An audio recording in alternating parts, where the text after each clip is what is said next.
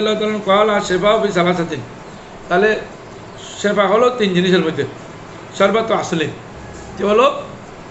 মধু পান করা, ওয়া শরবত ওয়া শরতাতু মেহজামিন, আর এটা হলো হেজামত, এই সিঙ্গে লাগানো, বা কাইয়াতু নারিন, আর কে হলো এই গরম দাগ দেওয়া, গরম লোহার শিক দিয়ে আগে দাগ দিত এটা। ওয়ানহা উম্মতি আনিল কাইয়ে, এখন আমি আমার উম্মতকে দাগ দেওয়া, গরম দাগ দেওয়া এটা নিষেধ করতেছি, কারণ ওটা দিলে মানুষ কষ্ট পায়। রফাল হাদিস বিহি কলা, এরপর হাদিস হলো আন সাইদ ইবনে জুবাইর আন ইবনে আব্বাস আনিল নবী সাল্লাল্লাহু আলাইহি সাল্লাম ক্বালা শিফা ফি সালাসাতিন, এটা আগের মতো হাদিস। আনহা উম্মতি আনিল কাইয়ে বাবুন হাত দাবাও বিল আসলে, এই পরিচয় হলো মধু দিয়ে চিকিৎসা করা। মধু দিয়ে চিকিৎসা এটা উন্নত মানের চিকিৎসা, এটা কোনো ক্ষতিকারক নয়। দেখেন রাসূল করিম সাল্লাল্লাহু আলাইহি ওয়াসাল্লাম চিকিৎসা কত সুন্দর। অফি অকলি তাআলা, আল্লাহ তাআলা বলেন ফি শেফাউল লিন্নাস, মধুর মধ্যে মানুষের শেফা আছে। কেন? এটা অনেক কথা আছে। মধু পোকারা মানে কেউ কেউ বলছেন যে মধু পোকা যেগুলো মধু সংগ্রহ করতে যায় এগুলো দরুদ শরীফ পড়ে পড়ে যায়, এই জন্য ওদের না হয় মধু পোকা এবং অন্য অন্য বিষাক্ত পোকা একই ফুল থেকে রস খায়, তাহলে মধু পোকা যেগুলো থেকে বের হয় ওগুলো মধু হয়, আর অন্য পোকা থেকে যেগুলো হয় ওগুলো খাইলে মানুষ মারা যাবে, বিষ হয়। তাহলে ওরা দরুদ শরীফ পড়ে, এটা কেউ কেউ বলছেন, আবার এটা সমালোচনার কিছু নেই। আন আবিহা আন আয়েশা রাদিয়াল্লাহু তাআলা ক্বালাত কানা নবী সাল্লাল্লাহু আলাইহি ওয়াসাল্লাম ইউজিবুল হালওয়া ওয়াল আসলু, রাসূল করিম সাল্লাল্লাহু আলাইহি ওয়াসাল্লাম চিকিৎসা করতেন মিষ্টি দ্রব্য, রসুল বেশি বেশি মিষ্টি দ্রব্য এবং মধু পছন্দ করতেন, মিষ্টি দ্রব্য এবং যে এখন আমরা এই যে হালুয়া, এখানে ডাইরেক্ট হালুয়া আছে, সব রাতে হালুয়া পাক করার সময় হ্যাঁ হালুয়া পাক করা যাবে না, কিছু কিছু মৌলবি আছে যেগুলো কোরআন শরীফ হাদিস শরীফ বুঝে না, সমাজের মধ্যে বিভ্রান্ত সৃষ্টি করে। এখানে আল্লাহ রসুল ডাইরেক্ট বলছেন, আল্লাহ রসুল হালুয়াকে পছন্দ করতেন। তো হালুয়া আমরা তো এমনি সার দোকানে খাই, সব রাতের দিন খাইলে অসুবিধা কি? হালুয়া তো প্রতিদিন মানুষ খায়, নাউজুবিল্লাহ মিন যালিক। হালুয়ার মধ্যে না যায় কিছু নেই, হালুয়া ভালো জিনিস, এটা রসুলের সুন্নত। হ্যাঁ, তাহলে সব কজন অন্য অন্য টাইমে হালুয়া করে তাহলে কোনো সমস্যা নাই। এর পরবর্তী হাদিস হলো সামিউতুন নবী সাল্লাল্লাহু আলাইহি ওয়াসাল্লাম, হযরতে আব্দুল্লাহ রাদিয়াল্লাহু তাআলা বলেন, আমি রাসূল করিমের কাছে শুনেছি, ইন কানা ফি শাইইন মিন আদবিয়াতিকুম আও ইয়াকুনু ফি শাইইন মিন আদবিয়াতিকুম খায়রুন ফাফি শারতাতি মেহজামিন, আর যদি চিকিৎসার মধ্যে তোমাদের চিকিৎসার মধ্যে কোনো ভালো জিনিস থাকে, মানে চিকিৎসা করার জন্য কোনো ভালো জিনিস থাকে, উত্তম জিনিস থাকে, এটা হলো ফাফি শর্তে মেহজামিন, সিংহের মধ্যে আছে। এখানে সিংহের কারণে মরা রক্তগুলো টেনে ফেললে তাড়াতাড়ি রোগ ভালো হয়ে যায়। আর সর্বদা আসলিন, অথবা মধু পান করা, আও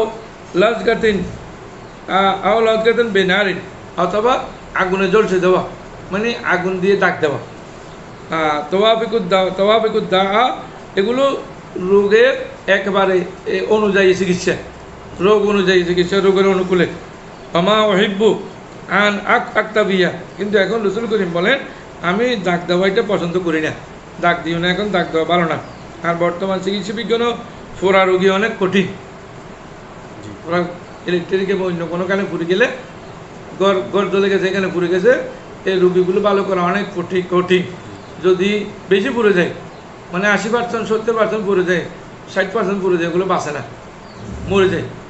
ঠিক আল্লাহ রজুলান আতান নবী সাল্লাল্লাহু আলাইহি ওয়াসাল্লাম বাকালা আখি ইস্তাকি বাতানাহু, রসুলের একজন ব্যক্তি হযরত আবু সাঈদ খুদরি বলেন, একজন ব্যক্তি রসুলের দরবারে এসে বলতেছেন, আখি ইস্তাকি বাতানাহু, যে সে তার পেটের শিকায়ত করলেন, মানে পেটের বিরুদ্ধে অভিযোগ করলেন, ইয়া রাসূলুল্লাহ আমার প্রায় সময় পেটের মধ্যে অসুখ থাকে, আমার পেটে আমার কিছু হজম হয় না, আমি কষ্ট পাই। বাকালা, তখন রাসূল করিম বললেন, ইসকি আসলান, একে তুমি তোমার ভাই যেটা পেটে অসুখ থাকে তুমি তাকে মধুপান করো। তুম্মা আতাহু সানিয়া, আবার আসলেন, বলো পাকওয়ালা আজকে আসলেন। তুম্মা আতাহু সালেসা, আবার আসলেন, বললেন তিনবার বলছেন, তিনবার আসলেন, তিনবার বলছেন তোমার ভাইকে তুমি মধুপান করো। পাকওয়ালা ইসকি আসলেন, এবার চতুর্থবার বললেন তুমি মধুপান করো। তুম্মা আতাহু, আবার আসলেন, পাকওয়ালা ফাদাফাতু, পাকওয়ালা সাদাকাল্লাহু ওয়া কাযাবা বাতুনু আখিকা ইসকি আসলান ফাসাকাহু ফাবারাহু। রাসূল করিম তখন বললেন, কি রে, আল্লাহ তো সত্যিই বলেছেন, আল্লাহ রাসূল সত্যি বলেছেন মধু পান করলে ভালো হয়ে যায়, কিন্তু তোমার ভাই ভালো হচ্ছে না কেন? আর তোমার ভাইয়ের কাযাবা বাতুনু আখিকা, তোমার ভাইয়ের ফ্যাট মিথ্যা, তোমার ভাইয়ের ফ্যাট মিথ্যা। হ্যাঁ, অনেকে এগুলো বিশ্বাস না করে খায়। হ্যাঁ, অনেকে এক নম্বর মধু পায় না, এই বিভিন্ন ধরনের হয়। ফাঁসা কাহু চতুর্থবার যখন বলার পরে রাসূল করিম চতুর্থবার বলছেন, আবার এই মধুপান করে বলছেন, এইবার বকাবকির পরে যখন মধুপান করছেন বারা, সে ব্যক্তি ভালো হয়ে গেছেন। তাহলে মধুর মধ্যে শেফা আছে। দেখেন, এটা সাহাবায়ে কেরামের ঘটনা। বাবুন আর দাওয়া বি আলবানি লিবিলে, এইটা হলো চিকিৎসা করা বি আলবানি লিবিলে, উটের দুধ দিয়ে। উটের দুধের মধ্যে অনেক পুষ্টি জাতের জিনিস আছে, এই জন্য উটের দুধ অন্য কোনো দেশের মানুষ সহজে পান করতে পারে না। আমরা যখন আল্লাহর মেহরবানি হজে গেছি, তখন আমরা উটের দুধ পান করার জন্য নিয়ে আসছি। বলতেছেন, হুজুর আপনারা অর্ধেক পানি দিবেন, আপনি যদি 1 কিলো দুধ নেন 1 কিলো পানি দিবেন, না হলে আপনারা হজম করতে পারবেন না। এগুলো সহজে হজম করা যায় না। উটের দুধের মধ্যে অনেক পুষ্টি জাতের জিনিস আছে, অনেক রোগের শেফা আছে। এই জন্য আল্লাহ রাসূল বলছেন, তোমরা উটের দুধের চিকিৎসা করো। হাদাসানা সাহাবাতুন আনা রাসূল রাদিয়াল্লাহু তাআলা আন্না নাসান কানা বিহিম সাকামুন, কিছু মানুষের রাসূল করিম ইরশাদ করেন, হযরত আনাস বিন মালিক থেকে বর্ণিত, কিছু মানুষ অসুস্থ হয়ে পড়লেন, রোগ হয়ে গেল। আকালু ইয়া রাসূলুল্লাহ, বলেন হে আল্লাহ রাসূল, আবি ইনা ওয়াতিনা, ইয়া রাসূলুল্লাহ আমাদেরকে একটু জায়গা দেন, আমাদেরকে কিছু খাবার দেন। এগুলো মদিনা শরীফের ঘটনা। খাবার দেন, জায়গা দেন। ওয়ালাম্মা সাহু, যখন ওরা ভালো হয়ে গেল, তাহলে তারা বলল, ইন্নাল মদিনা তো ওয়াখিমা, মদিনাটা আবহাওয়া ভালো নয়। কখন বলতেছেন? ভালো হওয়ার পরে। কত বড় নাফরমান, ওদের কি শাস্তি হচ্ছে, আসতেছে। আনজালাহুম হাদরাতা ফি জাওবিদিন লাহু বাকালা শরীফ আলবানিহা, বলছেন ওই যে এখানে ইয়াটা আছে, ওখানে ওট আছে, ওটের এখানে নিয়ে যাও, ওদেরকে নিয়ে যাও, ওদেরকে ওটের পেশাব এবং দুধ পান করতে বলো। ইসরিব আল বানহা, দুধ পান করতে বলো। অন্য রবায়িত আছে পেশাব পান করতে বলো, দুইটাই। ওরা এগুলো খাবার পরে আলাম্মা সাহু, তখন ভালো হয়ে গেল কাতালু রায়ের নবিয়ে, তখন রাসূল করিম সাল্লাল্লাহু আলাইহি সাল্লাম যাকে নির্ধারণ করে রেখেছেন ওটগুলো দেখাশোনার জন্য, তাকে হত্যা করে দিল। কত মারাত্মক নাফরমান। আমাদের দেশের কথা, যে ভাত খায় সে ভাত খানা করে দেয়, সে খানা করছে। ওয়াস্তাকু এবং তারা হাঁকিয়ে নিয়ে যাচ্ছে উটগুলোকে। বাসাফি আসারিহিম, রাসূল করিম তাদের পিছনে পিছনে লোক পাঠিয়ে দিলেন, সাহাবী পাঠিয়ে দিলেন। ফাকাতা আইদিয়াহুম, এইবার দৌড়ে নিয়ে আসলো। দৌড়ে নিয়ে আসার পরে ওদেরকে আইদিয়াহুম, তাদের হাত কেটে দিলেন। ওয়ারজুলাহুম, তাদের পা কেটে দিলেন। এটা হলো ইসলামের সর্বোচ্চ শাস্তি। হ্যাঁ, ওয়া সামরা আইনাহুম, তাদের চোখ ফুটু করে দিলেন। কয়টা শাস্তি? হাত পা কাটা, চোখ ফুটু।